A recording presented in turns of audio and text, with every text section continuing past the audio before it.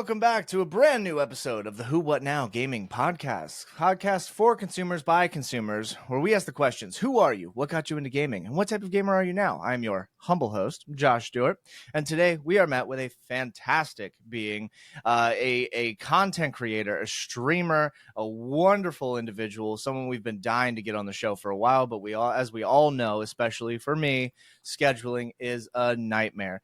Please help me welcome Oneuptillsunup, our good friend of the show, Brandon Nelson.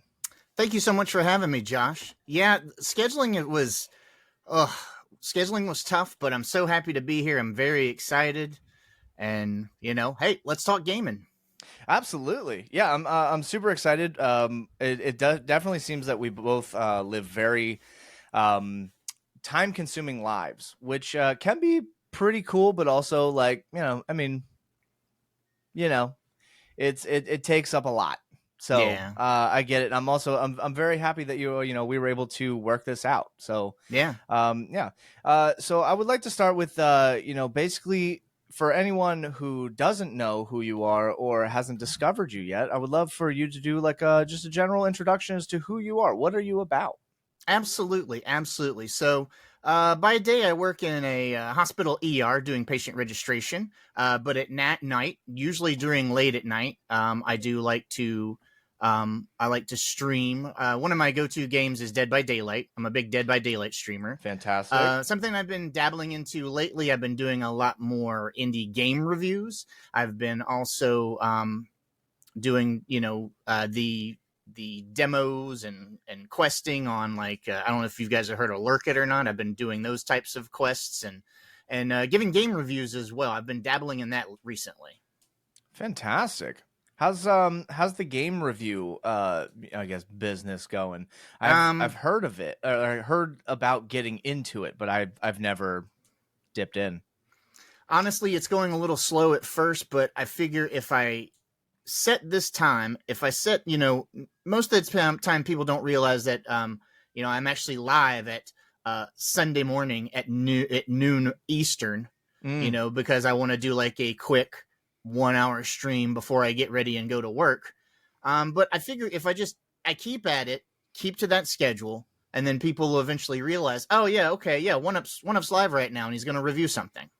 Fantastic. Because I'm generally used to streaming late at night from something like 8 to midnight, or if I want to do something after work, that's going to be midnight to 2 a.m. My times are all over the board, but it's just because of those whack ass hospital hours. Yeah, absolutely. So you do the reviews while streaming? I do. There's certain different templates that you can do to review a game. One of the methods is live streaming. They usually have you live stream a game for about an hour and you talk about it. They give you certain talking points that this one recent game I just did, it was called My Pet Hooligan. One of the main talking points they wanted me to tell you was that this staff that produced this game has a group of ex-Pixar staff.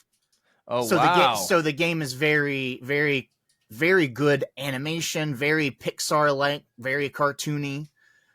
So they'll give you certain talking points to mention this, mention that that this game is in early access. You can download it right now. So I always try to certain things. I always to be I want to tell people, this game is out. You can get it right now on Steam, or I can say this is in early access, but you can download it. It's available.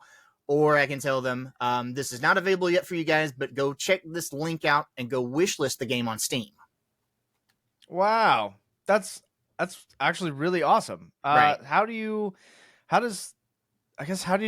first get introduced into doing this? To doing reviews? Yeah. Well, I have to give everything, including this interview, is finding you on Threads. I found Threads. you on I found you on Threads. I have to thank Threads, and I also have to give a shout out to Memento Cosplay. She was one of my costuming cosplay buddies that I've known for a couple years now. That got me into Threads and interested in Threads. We usually co-stream and do stuff on Fridays, what we call Friendly Fire Fridays. I've been streaming with her for about a year now, doing those Fridays. and she was the one that really got me into Threads. Through Threads, that's where I started meeting some of the indie gaming developers, and then it was the other thing was just finding out about these websites that will give you free keys to games to review them. The ones such as Lurkit or Keymailer. So I've been doing that. That's been like my recent thing I've been trying to do. That's incredible. I love that. Yeah, we are big fans here at the show of Memento, and it's such a kind and generous individual. But I would 1,000% agree with you that Threads has been the tipping point of basically my ability to like reach out to individuals like yourself, other guests that we've had on the show. And future guests, for recordings that haven't been done yet. It truly has been a platform that I personally feel like Twitter should have been, but didn't.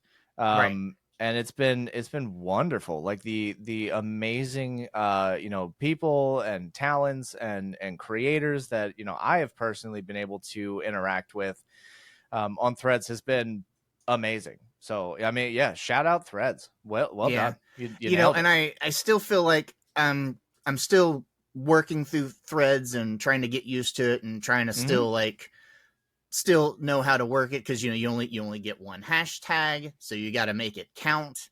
And then sometimes you post something and it I posted one thing and was like this reached 1,000 people, and I'm like, holy shit. Yeah. And then sometimes it's just going to reach the portion of your followers. So but it happens. No, 100%. I'm still also trying to figure it out. I've made a couple posts. Some of them do like pretty well. One in particular, like was I guess reached enough people that there was enough interactions on it that I was able to actually like reach out to people, and that was really the post that I got a lot of the interview ease with. Was just like, hey, this is what the show's about. Please reach out if you want to, do it, kind of thing. So it has been a fantastic platform. Do you use any other platforms to maybe like promote any of the projects that you're working on? I do. I use most of them. So basically, I've never understood what the correlation to Twitch streamers and Twitter is. By the way, Twitter, I refuse to call it X. I'm there with you.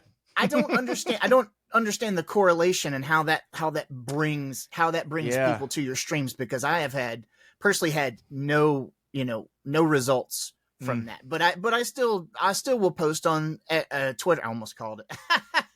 I will still post on Twitter every now and then. Yeah. If there's something that I really want to push. TikTok, I'm still navigating my way through TikTok. That's I'm a little older, so it took me a little bit to understand TikTok. I use TikTok for my streaming clips, my funny clips, any kind of good clips, good plays. Usually I try to keep it to comedy.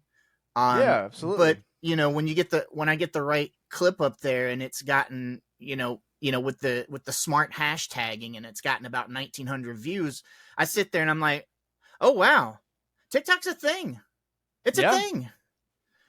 So I don't really use TikTok per se to promote. I just use it to post my clips and see if I can get some traffic from that.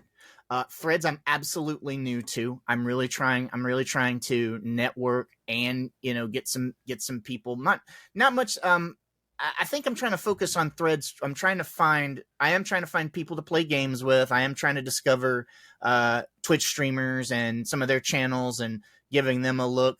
But I also am trying to outreach to the developers, because once I found out that there is an amazing group of people out there on Threads that are the indie devs. Yeah, that is how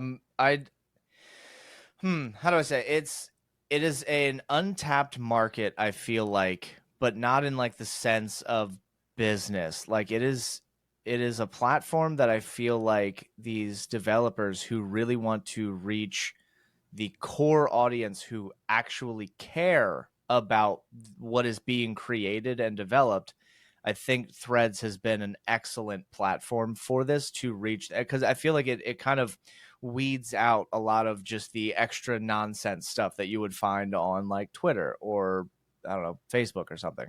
Yeah, and as for Facebook and Instagram, my social media go to normally is Instagram. And most of the time for that, I'm just either, I will sometimes post, hey, I'm going live, but I don't really receive much from that. The Facebook and the Instagram is usually just kind of a personal blog kind of a thing for me. I don't really use it that much to promote my stream. Yeah, absolutely. So with that, do you remember what initially got you into being a gamer? What was your initial interest in gaming?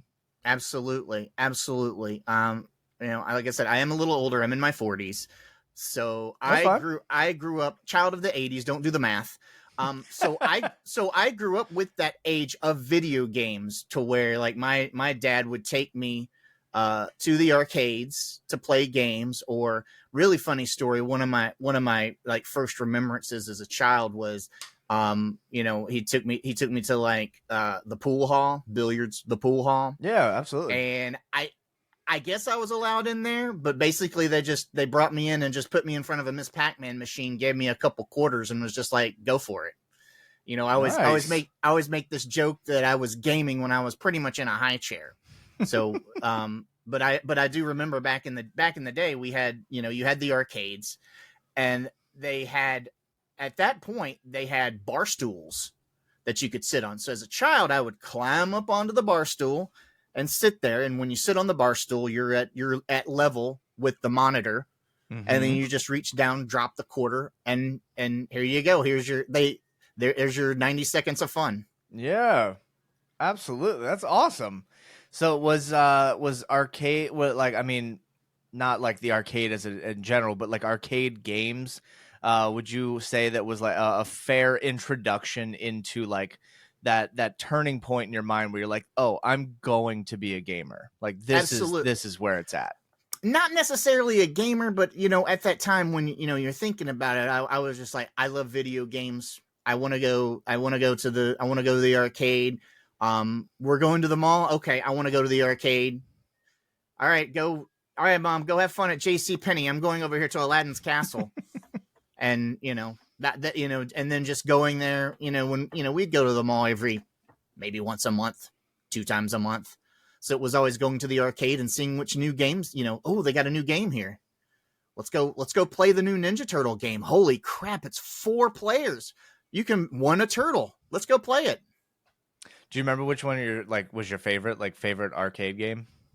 Favorite arcade game of all time, at least growing up. I don't know what it was, but the Dig Dug. I really loved Dig Dug. Oh yeah, okay. I don't know if it was just like, it was one of the first ones that would have the combination of a joystick and a button. I don't know. That one like really appealed to me the most was Dig Dug. But, then, certain eras had other, certain games that like really got into. That then I could play with friends and family. Sure, absolutely. Were there any like games or game genres that you would avoid, just were not your interest? I always thought that there was some games that looked like really good, and then some games that I don't know, they didn't look as good. I don't really remember. Yeah, I don't really remember. I don't remember a lot of the games, but there are certain games as you grow up that will stick out to you. For me, I was always visual. Very visual as a child, and that's what video games is all about, is being visual. The first one that came into the arcades when I was a little kid that just wowed everyone, Dragon's Lair. Ooh, Dragon's Lair, the one that was done, that the machine was done on Laserdisc. Yeah. And it had full-fledged, very fluid animation. Don Bluth did the animation. Just looked, and I tried to play it, couldn't play it worth a damn, but, just watching people play it. For some reason, there was a thing that they used to do in the arcades. It was great because you had the arcade cabinet, And then sometimes the arcades would have a remote TV screen above it, especially for Dragon's Lair, because you wanted to sell and show off the animation and how Right, it of looked. course. So while you were standing there, either waiting in line to play it, or you were just like, wanting to watch, you could sit and just look up and watch the person play it. And then people got really excited when they got to the dragon, because that was, the end game. Yeah, that's awesome. I don't actually think I knew that. Like it's I I didn't get that experience. Whereas I definitely, even now, like as a full-fledged adult, I kind of wish that I grew up with more arcades than I did with just like the home consoles. Yeah. Like I started with a Nintendo, like the original NES? Nintendo. Yep. The NES. Okay. And so there was like my introduction was there, and then moving into a Nintendo 64. Right. So it wasn't until I was probably close to being a teen or in my teenage years when I started actually like being able to have access to arcades and like Yeah. every so often there'd be like one in a pizza shop, or like I would go to like an amusement park and there was Right. the arcade area and stuff, but it wasn't it was never like the stories that my father, like growing up and stuff, where he would say like, oh, you just you go and grab like a pocket full of coins and that was your Saturday. And Right. like there was a part of me that kind of wishes that I did grow up with that. I think that would have been awesome. And for me, it wasn't like a Saturday night, because I was from a rural area, and going to the arcade was going to the mall, which was like 20, 30 miles away. So for me, that was a Saturday afternoon or a Sunday afternoon kind of entertainment. It wasn't a Saturday night thing. But it created those core memories, though. Absolutely. Got a lot of games through the 80s, 90s, and maybe even a little bit into the 2000s. We still do have semblance of an arcade now, but it's tied to places like Dave and Buster's and whatnot. What are some of those other places? Oh man, right now I love going to Round One. That's one of my favorite places. I don't know that it sounds awesome, though. It sounds like actually a name that they've nailed it. We have a place around here. It's called The Works. Okay. Which is basically the same thing.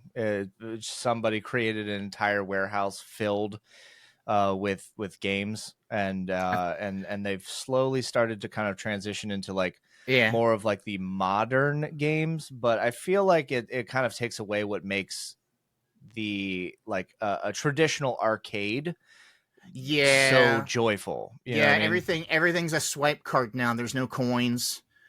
Yeah, or everything's it's VR, so you gotta like stand in line, and then you get like you sit in a chair, and then there's a big screen. Which I gotta say, like I'm not hating on it. Like it is a very cool experience, but it's not the gaming experience. It's more of a ride in that sense. Yeah, and then the place that I like to go to, the Round One, that I think the best term they like to use, it's Family Fun Center, because it has bowling, it has billiards, it has arcade games, it has I love Round One for the Japanese claw machines. Oh, nice. I love the crane games. Yeah. And I'm pretty good at them too. Some of the stuff that you might see in the background, those are crane prizes. Oh, nice. All right, so you gotta answer me this one then here. All right. Is there truly a trick to those machines, or like the videos that I'm seeing online just bull? I'm so glad you asked that. That's a great question. So there's two types of crane machines. One is your general one that you see, like you see over here at the at the store or whatever. Mm-hmm. Those have three prongs to them, three claws. Right. Those machines are on a payout. They are on a payout timer. So after 20 plays, the crane gets stronger, and then you can actually pick the prize up. No shit. Are you serious? Yeah, those are on a payout. What? Yeah. Now, the reason why I like Round One is because they have the actual Japanese ones, which are classified as games of skill. So those definitely, most of the time, each crane might have like a little trick to it The crane might rotate a little bit as it's going down, but those are all considered skill machines. And, you know, like I said, I pretty much, I know how to like move the box to knock it off the rods to win the prize. Wow. Usually figures and plushies and stuff. Huh. I think I'm going to be seeing claw machines a bit differently from here on out. Yeah. But you got to be careful at round 1 too now, though, because round 1 does have those three-prong machines, and even round 1 has those three-prong machines that are on a that are on a payout. They're on a payout schedule. That's so disappointing because like I'll see them outside of like stores and stuff, and you know I'm a father of 2 kids, and every so often they're like, oh, but this looks really fun, and I'm like, all right, you know, let's go for it. And then, but like as a parent, like there's a part of me that's like, I really want you to get whatever you know stupid thing is in this box, but like, right, please get it. And then it's like, but to know that they're kind of just on a payout, it's like, oh, cool. So there's not really an actual chance. I mean, we could have a total fluke and they could just happen to catch something in a right way. But, and then sometimes with those, you know, depending on how it's set up, it is also, sometimes there is a little skill in those machines. Yeah. You know, you can make the claw drop down and maybe push it over into the hole. You can, you know, there'll be like a pile of them. There'll be a pile of plushies. And if you can try to maybe move it and let it move enough to where it just like rolls into the hole, rolls off the mountain of plushies into the prize hole. Huh. I love that. That's, I think I'm more flustered at the fact that I didn't know that. Like, I feel pretty like happy that I know like a lot of things about this, but like that is genuinely one that I have had no idea whatsoever. Yeah, I've been playing those for years. I've been even playing them online. Can you believe that you can play these machines online? Okay, here we go. I've seen it. I have never believed it. Yeah. The only thing that you have to do if you're, you know, a skilled player like myself, the only thing sometimes you have to adjust your play with is just lag.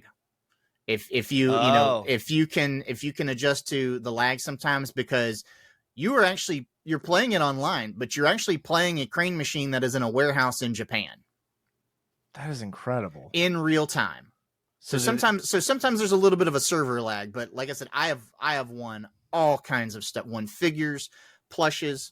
I've got all kind. Oh, I mean, you know, we even got like a, you know, like little power figure. You know, all kinds of stuff around me. You got that of a claw machine?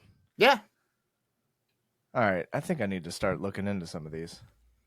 Especially when it's something of like, it's something that I like. You know, something I've been into. I had a really big run with Rem from ReZero, the blue-haired twin. I have a big collection of her, and most of it's just stuff that I won off the crane machines.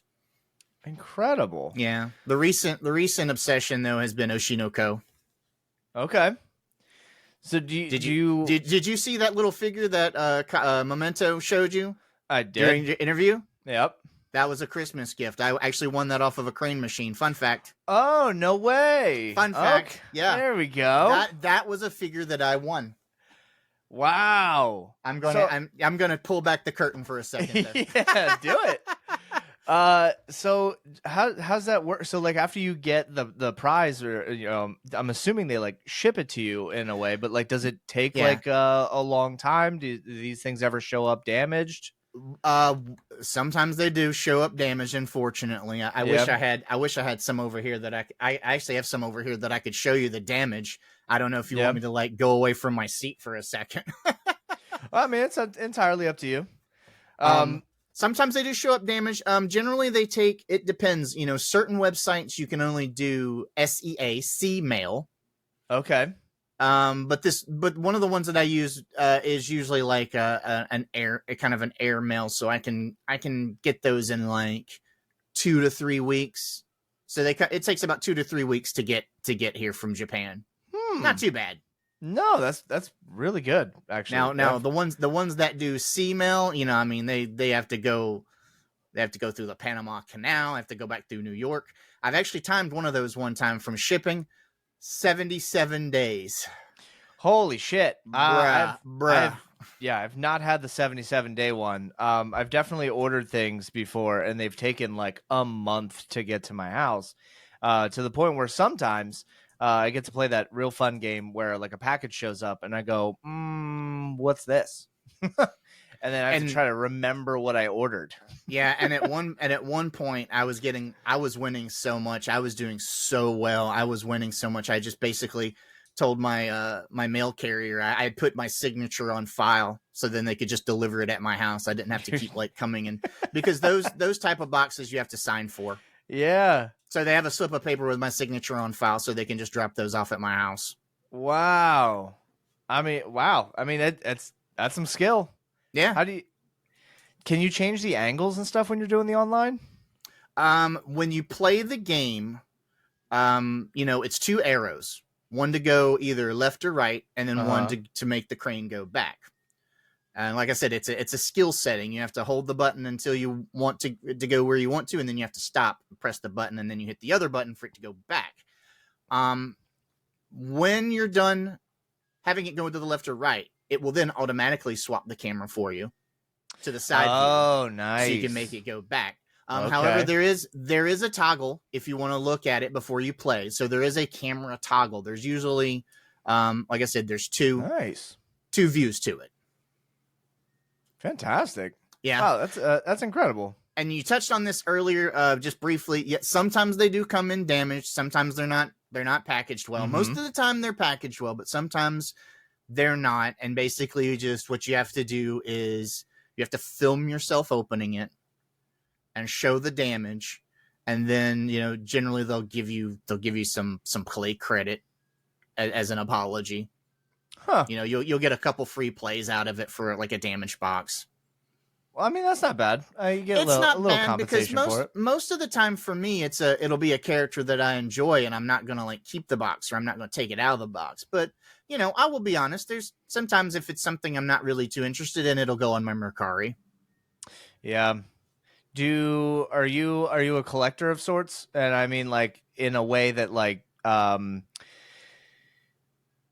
you have like certain things that you'll specifically keep in a box to have for later in life to see if the value increases? I have a couple figures that were gifted to me of Rem, and they were more expensive figures. Mm-hmm. They are in my display case. Ooh, very nice. And I did keep the box because some of those were like, a $100 figure. Mm-hmm. So I did keep those. Not really a collect. Like I said, I have this gigantic Rem collection. At one point now, I was just like, okay, I got to slow down with this. I got too many of these. And for some reason, I think for this particular character, even though she's popular, the market is so saturated now. No one's really buying it. No one's buying the extras. Yep, I'm having the issue. I think back when I was a wee little child, I was gifted 2 figurines from Lord of the Rings. And I've specifically kept them in their boxes, like on a shelf or like in a box in a closet, and solely so that when I was an adult, that I could check up on the value of these things and see how amazing they are. And currently, right now, they're still displayed on my wall behind my television, but they've only increased in value like $5 over like, I don't know, 25 years. Right. But I'm not going to do anything with them because fingers crossed. Who knows? Like maybe something will happen someday. Well, the buyer's market, they say, for collectibles are the generation of where it grew up in. So right now, you might still have some people that would be interested in toys from the 70s, but right now, for me, for my age and having disposable income, then yes, people like me would be looking for toys from the 80s, maybe the 80s and 90s. So some of those would be like what they're looking for right now. And, perhaps, in another 10 years, people will be looking for that type of stuff that you have. But unfortunately, Fingers crossed. it's really hit or miss. Yeah. A lot of that collectible stuff is hit or miss because it's, it's not necessarily what it's worth. It's what someone will pay for it.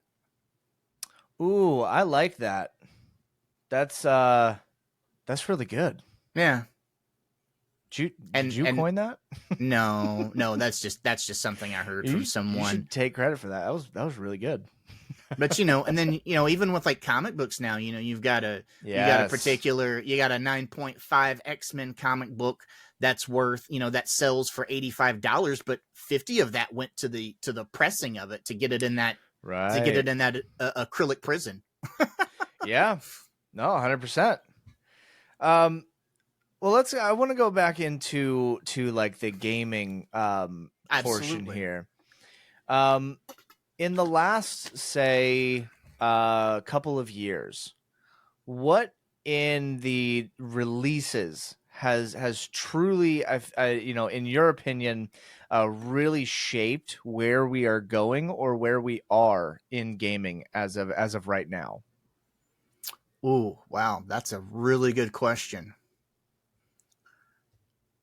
I personally think, I can only speak for myself, but I think for me nowadays, it's more about social gaming than it is like, I used to play a lot of single player RPGs.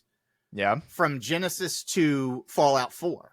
Those were the thing, but now I feel like it's a lot more social gaming. It's a lot more casual. Yeah.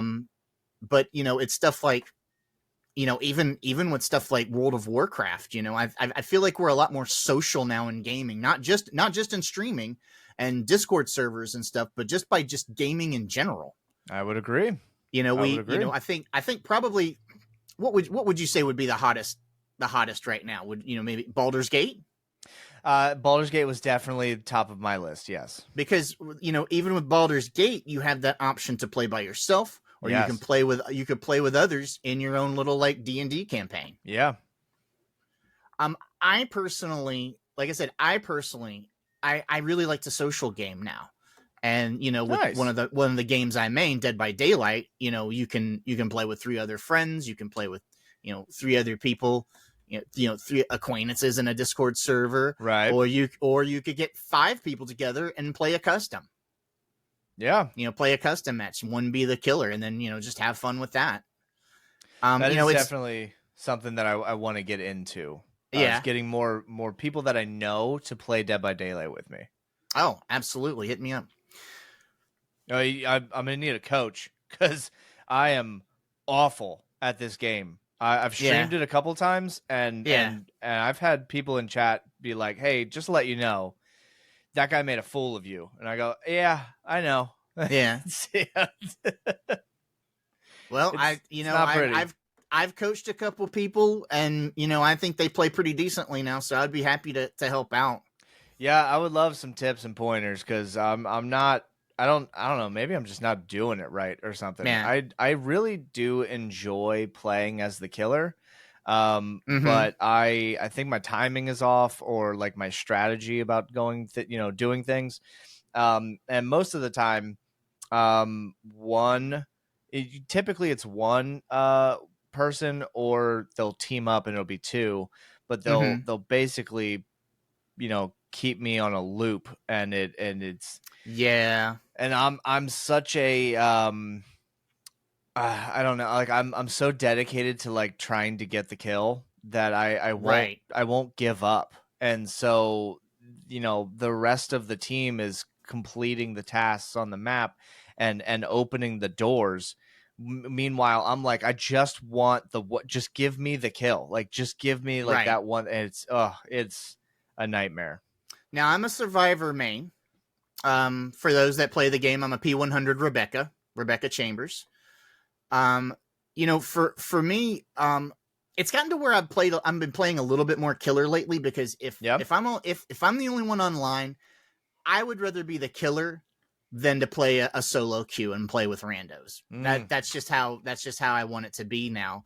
Yeah. But playing, my new thing of playing killer, it's definitely, I like to play a little more defensively. I don't play as aggressive as some people do. I like to play defensively, so I want to make sure that even though a survivor got away, I want to kick that gen. I want to kick that gen and have it start regressing on them, because that's what's gonna help me win in the long run. I play the long game. And as far as chasing survivors, there's some people that are really good at it, really good. So you have to mentally go through that and be like, okay, they're looping me for too long. I need to cut chase and go find the gen to kick, or go find another survivor, because someone's got you caught in a loop. It is easy to get caught into that vortex to try to get that person. Yeah, I've played a couple times as a survivor, and the games almost last. I feel like they don't last long enough because I'm not quick enough. Yeah. So I'll go try to do something, and I'll get caught immediately. And I had one game where I was like, hey, we're just going to do one final, one last match, and then, we're going to cut stream. It was getting super late, and I was like, all right, let's do this. And we load into the map, and I immediately start going, and the killer's coming up really quick. I feel like I dodged them, in a pretty decent way. I go into a house, I go circle around, go downstairs, and I hide in one of the lockers.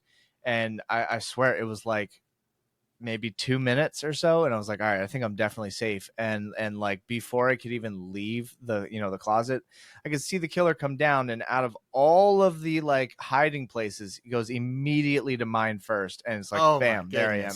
And I was like, well, I mean, I guess we'll do one more game, because this ended in like 2 minutes of gameplay. Were you streaming at the time? I was. It used to be really bad with that, but now I honestly think that those are just isolated incidents of stream sniping. Yeah. I don't think I'm not big enough when streaming that anyone would have the ability to check out my stuff, but it was just it was a total coincidence, but it definitely looked like I 1000% have no idea what I'm doing. When you're playing, did you have TTV in your name? Nope. No? Okay. No, I don't have that on anything. Although I have been, a lot of people have been telling me that that I should be putting it in my name, and I just don't. It took me a while to do that, because I was afraid that I was going to get sniped. I was afraid I was going to get bullied. I was afraid I was going to get just targeted and tunneled out. Yeah. But it's free advertising, because when a killer or other survivors that you don't know and you're not playing with, take a look at your name, sometimes they go look it up, and they'll come and say hi to you or whatever. For me, funny enough, I feel like I get more discovery and more reach when I'm playing killer. Yeah. When I'm playing survivor and I have the name out, I get a person here or there, but I feel like on nights that I'm having when I'm doing a killer match or a killer session, that I get more people coming in, hey, GG's, how's the Michaela? And I'll be like, oh, hey, yeah, you guys did great. You whooped me, or, you guys did good. That's awesome. But, I've been playing this game for about 1,600 hours, and I still feel like I haven't I feel like I've learned a lot, but I still feel like I have some things I need to learn. One of the things that I've really grown as a person for DBD is sportsmanship. Oh yeah. A couple years ago, man, I would be obnoxious and insufferable while playing with friends. Wow. Because I would be sitting there, I'd be on the first hook, and no one would get me. And I'd be like, are you guys going to come get me? Hello, guys, I'm over here. I'm dying over here. And, nowadays it's like, hey, chill. At the time it was 60 seconds. You've got 60 seconds for them to come get you. Now it's 70 seconds on that first hook. You've got 70 seconds for them to come get you. If your teammates are close to finishing a gen, it's going to be better for you in the long run to finish that gen and then come get you, instead of immediately running to come get you. Because once the gen is done, it cannot be undone. If they're working on a gen and they come to get you, killer finds it and kicks it, undone. So there's certain strategies that I had to learn, but just like I said, overall, like I really did work on my sportsmanship over the past couple of years, because in the end it's just a game. Yeah. I mean, that's fantastic. I always love when, we play games and almost like, whether it's intentional or inadvertently, like, better ourselves in some way, shape, or form. And I think that alone kind of brings a lot of, I guess it's one of those things where you got to give a lot of props to the game, because whether the game is intentionally doing it or not, the game has the mechanic or the space for you to kind of learn something about yourself. Right. I did a lot of that when I used to play like, Call of Duty all the time. I was a big Call of Duty fan because I had a lot of friends who played Call of Duty. And it was like that kind of thing where, we get done with work, let's sit down, let's play a couple rounds, enjoy ourselves. And it kind of really taught me that after years of playing games, that at the end of the day, like it's still just a game. And yes, it is something that I love. It's something that brings me a lot of joy, but it's just a game. There's no reason that I would need to absolutely be playing the game, besides the fact that I want to bring myself some entertainment. And I think that's where we're kind of getting lost a lot in gaming. I don't know, are you familiar with one of the brand new games that has like very recently come out, Black Myth Wukong? Yes, I've seen you stream it. Yeah, it's so fun. Unbelievably fun. I'm loving everything about it. I have a stream game going and I have a personal game going. Excellent. In my personal game, where I can just play it casually and just enjoy the game for what it is, I have beaten every single thing in the entire game except for the real final boss of the game. I have done all of the secret areas. I've done all the secret bosses. I've already achieved the secret ending. But I have not beaten the actual main enemy of the game. And I'm getting closer as I play, but it is one of those things where sometimes I'll just be like, this is damn near impossible. But then I also kind of I get that humbling moment where I'm like, you know what? This was actually really nice. This was a true challenge that I still have yet to beat, and I'm still striving to beat it. But it's one of those things where while I was playing that, that boss, and I'm frustrated that I haven't beaten the boss, what I'm not thinking about? The stress from work, stress in my Exactly. in my everyday life, things that are going on, outside of whatever.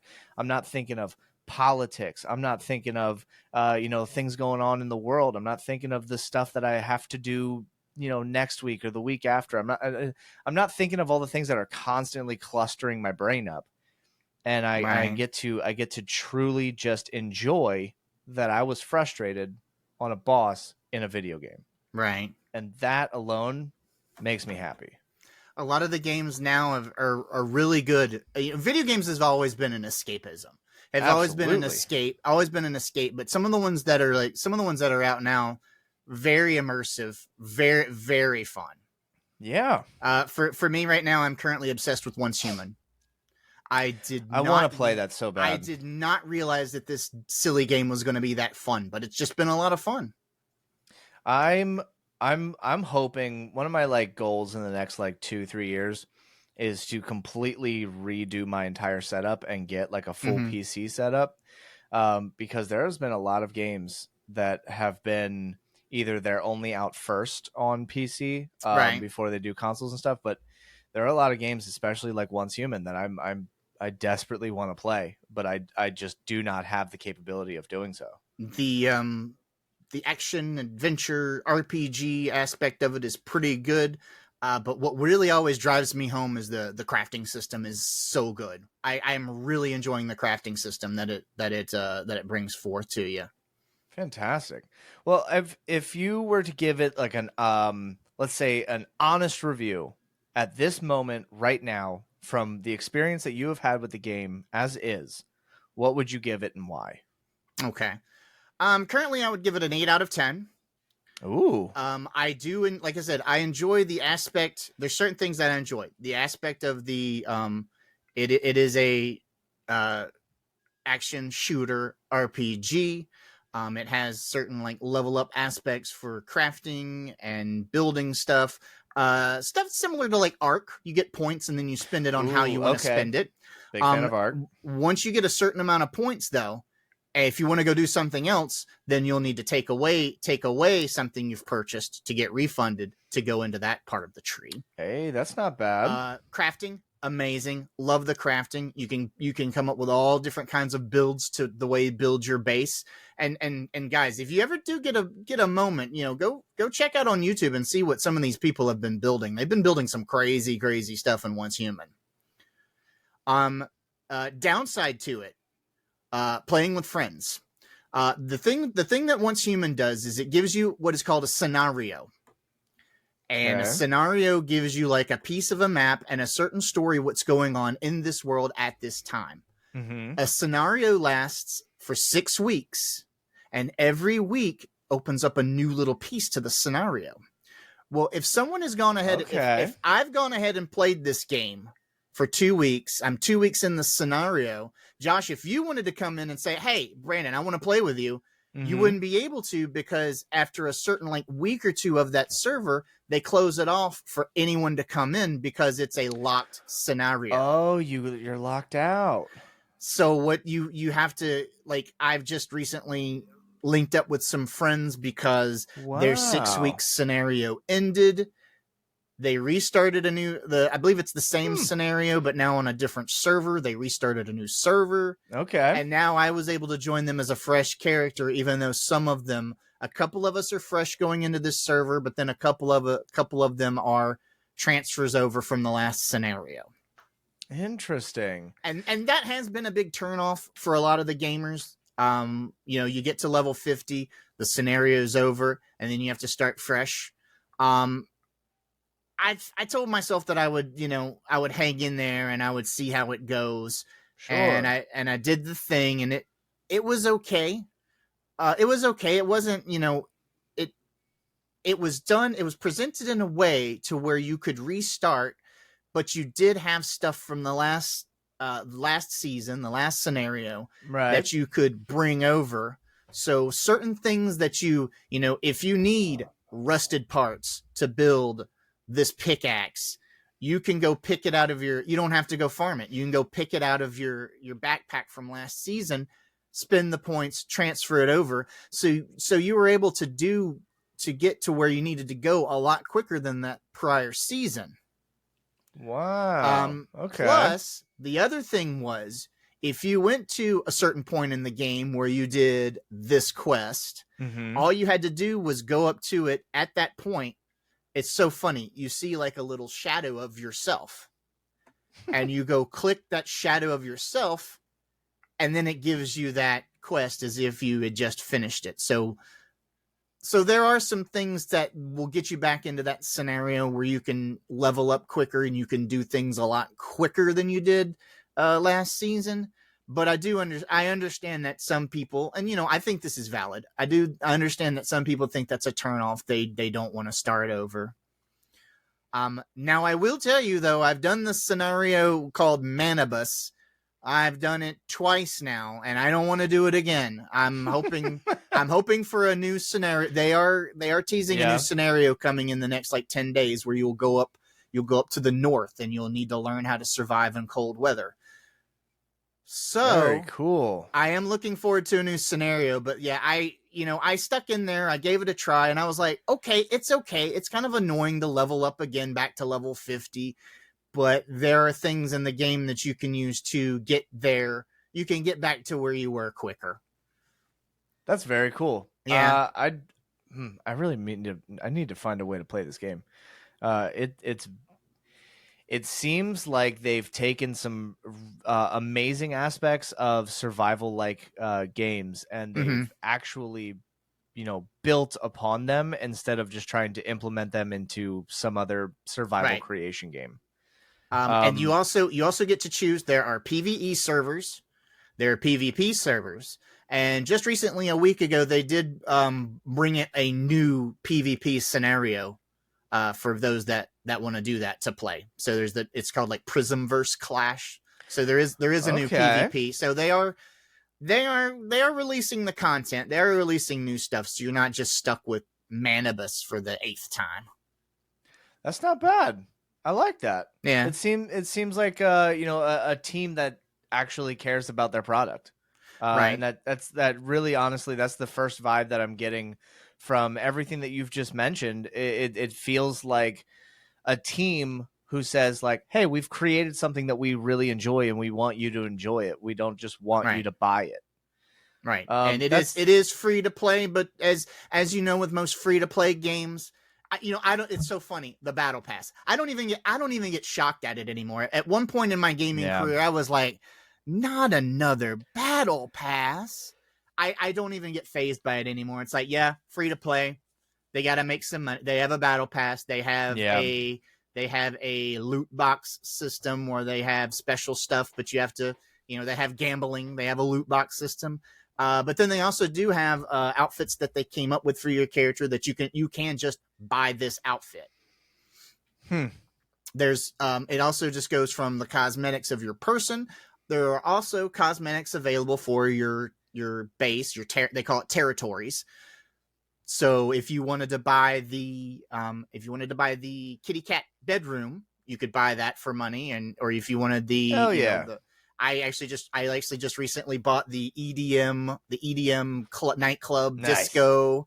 So I've got that, and it's all different kinds of like customizations that you can put at in your territory. That's fantastic. I love that. So that's how they're making their money on a free to play game, of course. I mean, they have to at some point, or in some way, shape, or form. But it doesn't really seem like that's a terrible way to do it.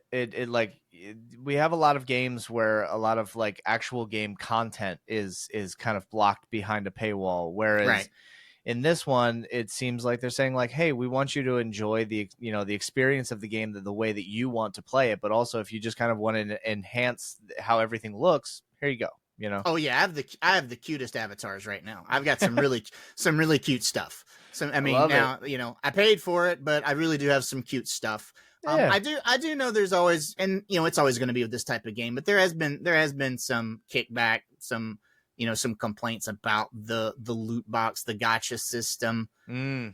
But that's where we're going to sometime. It's all about the free to play game with microtransactions.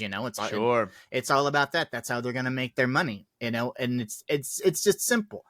Don't like it, don't buy it. Yeah, absolutely. I agree. So there's one last subject that I wanted to kind of to discuss with you. Absolutely. And it's something that we've talked about previously. I've also seen a bit of them on your posts and stuff. But you're pretty involved with conventions, and I kind of want to learn a little more about it. Oh, absolutely. So I do different things for different conventions. One of the things I do for a convention is I host their costume contest, their masquerade. I've been doing that for about 14 years now and absolutely love it. Because when I first started with conventions, I've been doing conventions for over 20 years now. I said, don't do the math. Over 20 years now. And, I've had my share of cosplay and masquerade performances and costuming. And, it got to a point that for me, I wanted to still keep going to conventions, but I wanted to keep it fresh. Sure. And for me, keeping it fresh was to become a member of staff, see the other side of things, help make this event a better event. And, now where I am in my career with hosting the masquerade for them is I get to go up on stage. I get to hype up a bunch of like great, fantastic costumers. Ooh, love it. And I get my attention. I get my kicks from being up on stage and, in front of 1,000 people, announcing, I'm up there between every act. So I'm up there all the time, but I get my kicks out of it by being up and performing in front of everyone. And I also get a chance to, hype up hype up these folks that have worked so hard on their skits and worked hard on their costumes. Absolutely. I really enjoy doing this. I've been doing it for so long, and I don't really have any plans to retire, at least, that portion. Fantastic. So, I mean, it sounds like it's still exciting. Like nothing's become stale yet. Yeah. And, sometimes it goes from like a department to department thing. One of the first things that I was doing for conventions was I was hosting karaoke. Yeah. I finally, after 22 years, I finally did retire that and pass that along to someone else because I wanted to do different things for different conventions, which involved guest relations. Nice. Have you? Well, I guess what was the most recent convention that you were a part of? Otakon. Oh, really? I do guest relations for, if you don't mind me, plugging those conventions. Please do. KatsuCon, Zenkai-Con, Otakon, and now NekoCon. With NekoCon, I have finally retired from doing karaoke to where I can host the cosplay and do guest relations, and I take care of the cosplay guests.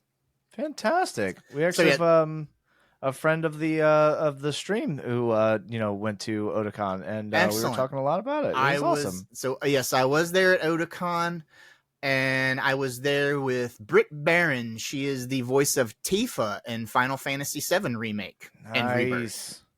It was the big cast of Final Fantasy VII because they were still advertising and promoting Final Fantasy VII Rebirth. So we had a big cast, an amazing cast there, all amazing people, very talented.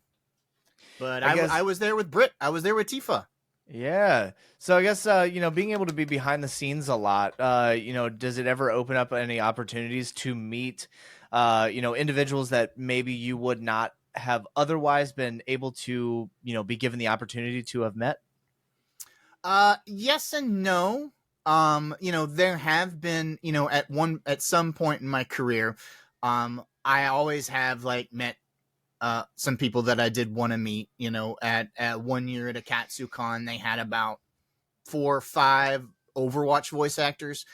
Nice. I was so into Overwatch. I wish I was still into Overwatch, but at that point, I was so into Overwatch, and it was probably one of the toughest assignments. I wasn't assigned to any of them, but just being around them, it was like, okay, don't fanboy out.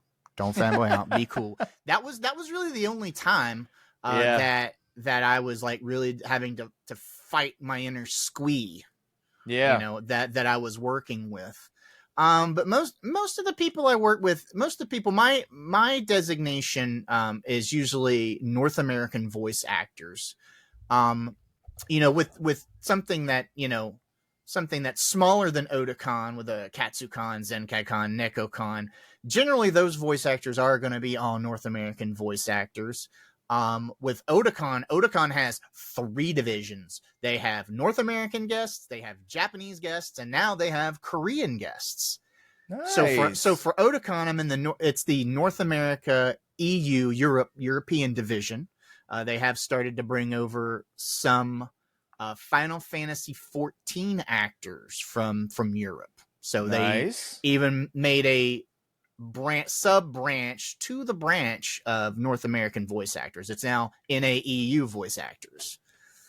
Fantastic. But yeah, I've met a lot of people. I've been doing this for over 10 years now, and I just, I have it's a lot of work, but it's so fun and so rewarding.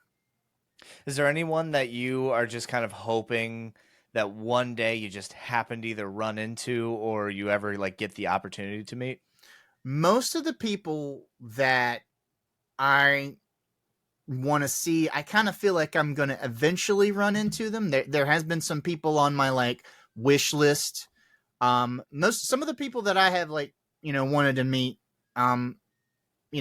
did eventually, kind of float my way for any upcoming conventions. I don't really go and kind of chase them anymore because I'm like, sure. Well, I want to see this actor, but I'll probably go, if I'm at New York Comic Con, that's a convention that I attend. I do not staff.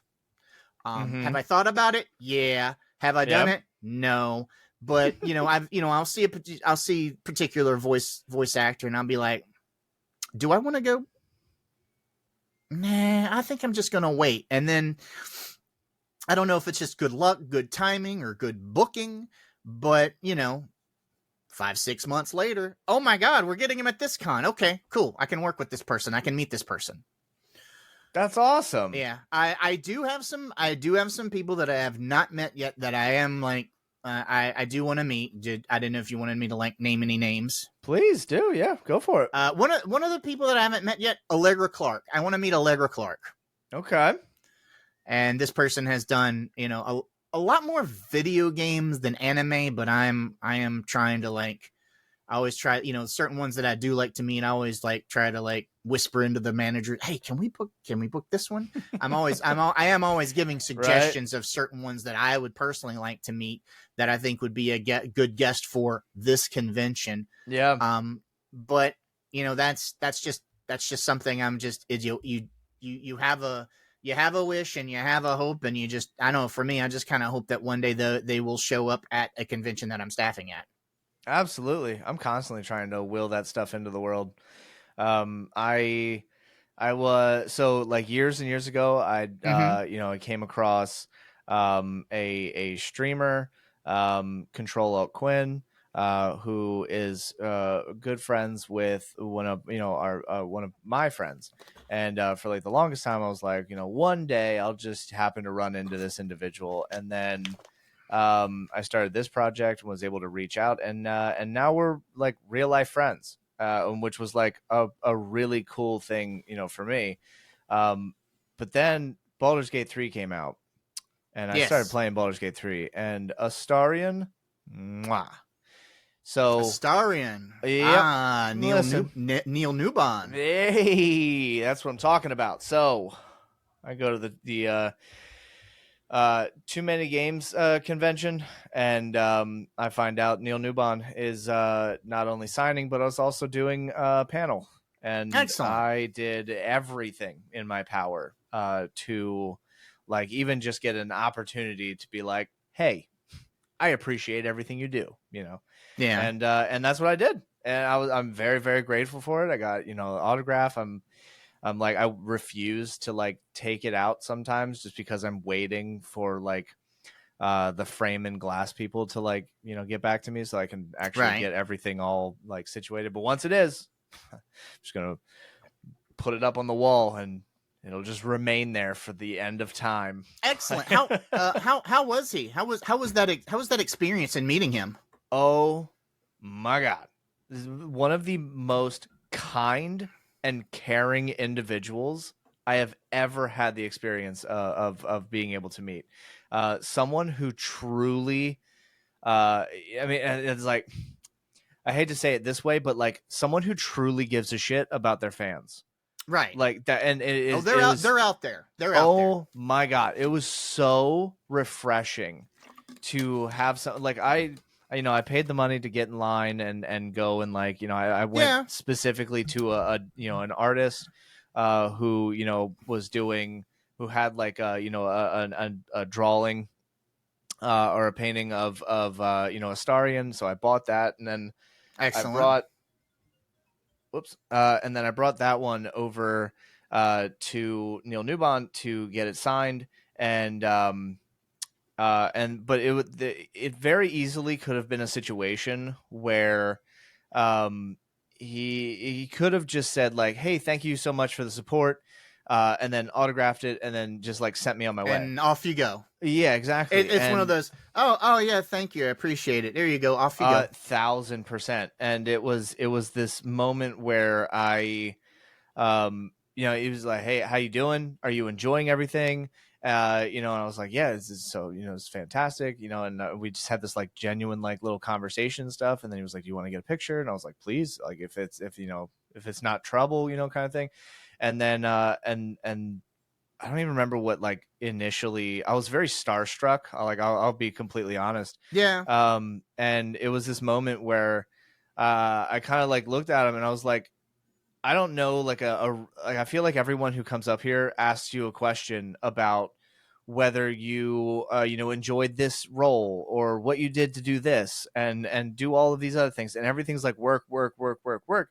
Right. And I said, I feel like I just kind of want to be more of a genuine fan and just be like, thank you so much for doing this convention, but like, how are you doing with like all of this? Like today's Right. probably an incredibly exhausting and, chaotic day. So I say it this way, but like, I don't feel like I wasted my question, because I just genuinely wanted to know, like, how you doing with all of this? Like, are you doing okay, kind of thing. And we had a little conversation about it. And it was, I think that meant more to me than if I were to have gone up to Neil Newbon and said like, hey, what'd you think of being able to play Astarion? You know what I mean? Right.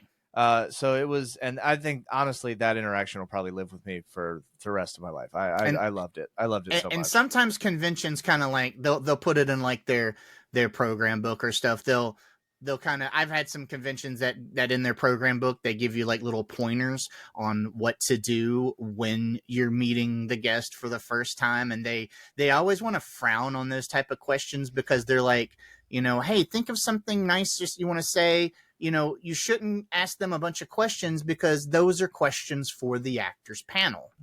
Yeah, those because exactly. those are usually panel questions. But that, and that's generally what I like to do as if I'm an attendee meeting someone, because it happens every now and then. I'm just attending something, and I want to see how they're doing. How was their day? I just usually just make some kind of small talk. You know? Yeah, it was super fun. I loved everything about it. And then the other big pointer. People don't do this as much nowadays, but they still do it. So we have to remind them. This actress portrays this character. You love this character. You don't love this. You don't. Right. Oh my God, I love you. I just love you so much. It's more of, oh man, I really liked your character. This character, you talk about the character, not the actor. That's always been like, that's always still like a faux pas that people do, and just make things, kind of weird. Yeah, and I think not only with like voice actors and stuff, or voice actors and voice actresses, it's just actors in general. A lot of times you'll see, those who have been able to, have the opportunities to be in a movie or a TV show or something, and it's like this moment where you would see this individual on the street, and then you may quote the show or the movie, or you may like run up to them or something, but they were acting, and so like 9 out of 10 times, like that's not who they are as a person. So the personality is very different, and I think that's also where we get a lot of the big issues, where people will be like, oh, well, that he wasn't like he was on the show, or she wasn't like this in the movie, or this. It's like, well, yeah, because that's not who they are. Like you have to also remember, like, we're all people, we're all humans, we're all just, we all have our own personalities, whether we put on a show behind a screen or on a stage or wherever. A lot of it is, to an extent, a facade or a persona, and we have to respect the person behind all of this. Right. Absolutely. But I will say, staffing guest relations, for me, I do like, I always want to let people know, staffing guest relations, it's twofold. I am not just trying to make sure that the guest is having a good time, that the guest is eating, that the guest is drinking water, that the guest gets to where they need to go. But I'm wanting to make sure that the attendees that come to see the guest that I'm with, that they're having a good time. It's twofold, guys, because, we are building experiences here. We are building memories. And, if you're not having a good time, then I need to make sure, we figure something out to make sure that everybody leaves, giddy, happy, a smile, an autograph, a photo, when I'm, people, so the common thing nowadays, some of you convention folks know, is that the talent will have a autograph selfie combo. So they'll autograph an 8x10, your personal item, and then you can grab a photo. Well, generally that photo camera, that camera phone, that's what I'm trying to say, that camera phone comes to me. Yeah. And, I'm now in charge of that, so I want to make sure I'm taking at least 3 photos with your phone. I'm not just going to Mm-hmm. take one. I'm going to take multiple because I want to make sure we get that right shot. You're not blinking. You're not, your hair is not all, I want to make sure because, I'm part of the experience. It's not just the talent. I'm part of the experience. So I want to Right. make sure that everyone is having a great time. I think that speaks a lot about who you are and what you stand for. And it also says a lot about the fact that you care so much means that you're the right person to be in that position. Right. So thank you for that. Yeah, well, thank you so much. I appreciate that.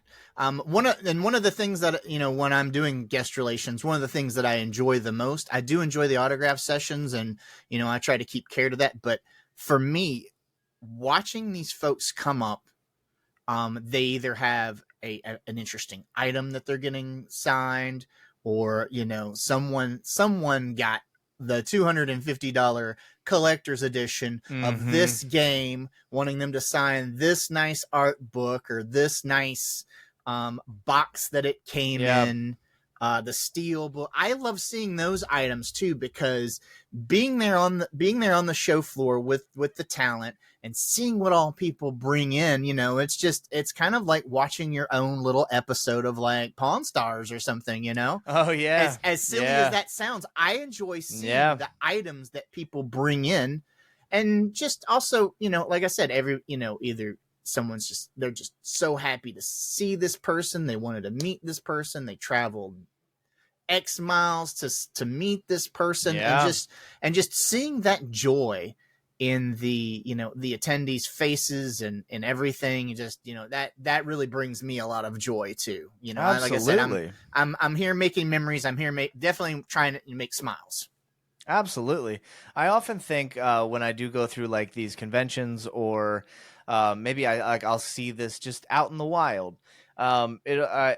My thoughts and feelings on it have changed drastically over the years, being like how I was raised, and what money is supposed to mean as opposed to what money does mean, kind of thing, like that whole conversation. And as a kid, we get to a point where you'd be like, hey, I would really love this action figure, or this toy, or this game, or whatever. And the response was 90% of the time it's like, hey, like, it's just a thing. Like, don't spend the money on it. Don't waste your money and time on it. Don't this, that, don't just don't, a piece don't, of plastic. Right. And it's just don't all the way through. And it got to a point where, like, as an adult, I started to realize that the money, the monetary value behind these pieces of plastic kind of things, they mean different things to the person who doesn't care about what the interest is, in comparison to that person whose whole life is why they're getting that toy or game or action figure. Like, for me, when I had the opportunity to meet Neil Newbon and I got the autograph, it wasn't so that I could rush home, throw it on eBay and make a profit off of it. Right. It was because that moment symbolizes such a moment in my life that I will cherish, and brings me joy. And it's like I've made a physical object represent a memory that I will hold dearly. And that is something that means more to me than the monetary value that I would get if I were to sell it online or something. Or you see someone who buys like a figurine for like $300-400, and they put it in that nice, like, very beautiful, like, glass case or whatever, and maybe it has like a little segment, or a little description, or a signature somewhere, and it's on display, and someone would come by and say, well, why is that $300 or whatever? But to you, it wasn't $300. To you, it was a something that brought you so much joy, something that brought so many memories, something that maybe was such a big part of your interest or development into whatever you're doing now, that its monetary value to you is infinite. You know what I mean? Absolutely. Absolutely. And you did bring up something very interesting when you mentioned like eBay. You know, when you're out there on the show floor, you're going to get them. You're going to Yeah. get, you're going to, you know, when I went to the comic book conventions, I would call it stack of books guy. They'd have these big stack of books for the artist to sign. They're all in their own they're all in their own special bags with just this one area cut a hole where they want the artist to sign. You don't see that much at the anime conventions, but you will get Funko Pop guy. You know what he's there for. You know what he's doing, and you know as that's fine by me. But it's just it's one of those for me. I have to find for that type of fan. I have to find a good middle ground. You know, for someone to come up and I'll be like, okay. I was like, okay, sir, you got 10 Funko Pops for this guy to sign. I need to keep the line moving. So if it's cool with you, I can allow the talent to sign 2 or 3 of these, and then you just get back in the end of the line because I really want to focus on, I don't want to hold up the line with the talent signing 10, 20 Funko Pops. I want the people that are here to actually see this person to get dibs. And then, and then of course I'll see someone, ADA sticker or whatever, always, front of the line. We always do that. We always take care of the ADA, but you'll get it. I get it. I understand. People are out there. They are, and you know what they're about. So I always try to find like a happy medium. Most of the time those guys are pretty cool, or they'll go see another person and come back. But whenever you see someone like that, it's just like, okay, we can't hold up the line. Yeah, I mean, and I think that's respectable. Yeah. Because there is a difference between someone who is trying to just sell something and they know that this talent is big, whereas in comparison to like a lot of those who are in that line because that person means more to them than anything else, and they just want that opportunity to. I mean, honestly, I feel like I'm pretty confident in saying this. Like, it means more to me that I was able to meet, Neil Newbon than it just happened to be that like a part of that package was an autograph. And I thought, hey, I'll just make it worth my while. But if I would have left without an autograph, I would have been just as happy. The autograph is just proof that I did it. Yeah. Like, you know what I mean? Like I still care more about the fact that I was able to, not to sound like creepy, but like I was able to get close, like I wasn't like in the back of an audience or something where like 1,000 other people were having this exact experience. I was able to be like, hey, I as a human appreciate you as a human for everything that you do, because what you did in this project brings me joy. And that's what means more to me than the autograph. The autograph was bonus. You had that FaceTime, you had that moment. Yeah. Most of the time while I'm staffing at conventions, my moments are, they're different. They're different than an autograph, or, I guess just because, I'm around the talent all the time. But, the little things like me is like, for me, my best moment with Britt at Otakon was we took a lunch break and she's like, what's a good place around here? And I said, have you ever been to Nando's? So I took her to Nando's. I was like, okay, so we went to Nando's, found the Nando's, dined in, and I'm just like, okay, you've got to try the garlic bread. Whatever you do, whatever you get. So, my little moments is just, hey, I took her to Nando's. We had the garlic bread. It was delicious. I had a wonderful time. That's awesome. Yeah. I love that. I mean, congratulations on composing yourself. There's a lot of times where I feel like depending on who I would be around, like it would be a struggle for me not to like try to like, it would be hard for me not to fangirl, but also like I understand like the respect level. So like I wouldn't, but like internally I'd be freaking out. I don't know. It comes and goes. Like I said, I've had my moments. Most of the time, I am a professional. First and foremost, I am a professional. But I haven't really had any of those moments since the big boom of Overwatch, and even then, I still managed to keep cool. Was Matt Mercer at that one? No, this one was at a Katsucon. I want to say it was roughly 2017, 2018. Okay. And we had let's see. We had Keith Silverstein, who is Torbjorn. We had Johnny Cruz, which was Lucio. Anjali Bimani, which is Symmetra. Josh Petersdorf, which was Roadhog. So maybe it was just that 4. It was that 4. And honestly, I only got like in passing, when I could, I only got I think two of them to sign something. Everybody else was just in passing, and I just never got an opportunity to get those. Usually as a staff, for me personally, Sunday, to me, I say Sunday is when the magic happens. Sunday is when I can try to catch people at the end of the show and come and come in and be like, hey, can I get an autograph? And most of the time, they will give a free autograph to the staff. But as a professional, I always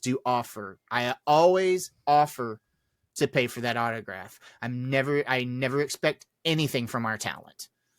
So, but yes, Sunday is when I can be like, hey, can I get something? While they're wrapping up the autograph session, or like I said, before the autograph starts on Sunday. That's usually when I go in and kind of angle and get the things that I might want. Hey, that's pretty awesome. No, I haven't seen Matt Mercer in a very long time. We went back into a couple fan groups, but it's been probably over 2008 since I've last seen Matt Mercer. But oh boy, trying to book him now is crazy. Oh yeah, no, he's huge. Yeah. Most of the time now, if you want to book him, you have to book the whole cast of Critical Role. Yeah. It's a big package deal. Yeah. Which, I mean, I don't know. I feel like would be worth it as it is. They're all extremely talented. Absolutely. In their own way. Absolutely. Well, unfortunately, we've come to the end of our time here today. And I think at the end of every episode, there we go. I always leave the geez, and Pete, I'll tell you, as people who listen to the show, honestly, they all know that I'm even myself surprised that we've made it this long without getting tongue-tied. That's like my trope these days. Same. Woof. As I like to do at the end of every episode, is leave the floor completely open for you to plug anything and everything that you would like to. Everything down to a project you're working on or a sandwich you had last week. We want to know about it, and we want to know where we can find you. So yeah, floor's open. Excellent. Well, I know that one of the things, we went off on many tangents. I do many things. I wear many hats around here. But one of the topics that we didn't get into, I'm going to touch upon it briefly. We didn't actually get into streaming. Now, holy shit. We didn't get into streaming. But if you want me to, I can touch upon that really briefly if you like. Yeah, please do. We definitely have to have you back again, because I feel like there's a lot of things that we could have to talk about. Now, One Up Till Sunup Part 2. One Up to Sunup Part 2. I can save that for Part 2 if you like. Honestly, what's going on in my life with all the things that I do, we still didn't even touch upon everything. Because I'm a type of person. I do a lot of stuff. I do gaming. I do streaming. I do cosplay. I do convention staffing. I do puppetry. I have exotic animals that I take care of. So, I mean, and we even touched a subject today that I didn't even think we were going to touch to. We went into crane machines. I am an avid crane game player as well. So, we'll take a look at that Part 2. That's fine. I'll save the streaming. I'll save the streaming for Part 2. That sounds good. That sounds good. Definitely do a Part 2. So upcoming for me, I'm going to be at The one that I do the masquerade upcoming is NecoCon. That's in Hampton, Virginia. That is the first weekend of November. So I will be there. I will be hosting the masquerade there. I will also be taking care of cosplay guests. That's the one. That's the one that I go to every year. That's a little more local. I have a lot of friends there, and I'm kind of like that local celebrity. I'm like that weatherman that comes in. And Nice. tonight, entry number 4. Love it. So I've got that coming up. You can always find me on Twitch as Oneuptillsunup. I'm pretty much Oneuptillsunup on all of my socials. The only thing is like TikTok, I ran out of letters and it's spelled a little bit different, but I'm sure if you can, if you want, you can find me there. But it's an Instagram Threads. You can find me there. But yeah, I have gotten to where I have a schedule now with streaming. So, I stream. Hey, very good. I stream Fridays, sometimes Saturday nights, and I am doing that review, what I call the Sunday showcase. I always do that at noon Eastern on a Sunday before I go to work. I am now reviewing games on Twitch. That's fantastic. So I think that's about it. But like I said, I'll see you in part 2. Absolutely. For those who are watching and listening, all of the links to everything we just talked about will be in the description down below. If you want to find myself or the show, we will also have our brand new link tree down below in the descriptions as well. With that, you will find us on Instagram or TikTok to find little clips and segments on episodes that we've had previously and episodes that will be coming out. If you want to find us on the Twitch, we stream every Saturday, Sunday, and Monday morning, 7 p.m. to 12 a.m. and Mondays are 10 a.m. to 12, basically just that little 2-hour segment before I go to work. So yeah, thank you so much for being here today. This was awesome. I oftentimes don't feel like I've learned new things besides learning about our guests. I don't think I've learned new things about things that I feel like I should have known, but that claw one is definitely one that's going to stick with me for a while. Excellent. Excellent. It's not often do I learn things just in general. So I thank you for teaching me something today. Absolutely. Absolutely. And I am available. You want to, if you want some coaching, you want to, or just a new friend to play with Dead by Daylight, I am available. Absolutely. Yeah, I think this is going to be awesome. I look forward to it. As always, everyone, please go check out the links. Go check out everything that we have, in the description. Go outside, look up at the sky, feel the sun on your face, hug a tree, high five a squirrel, and we will absolutely catch you on the next one.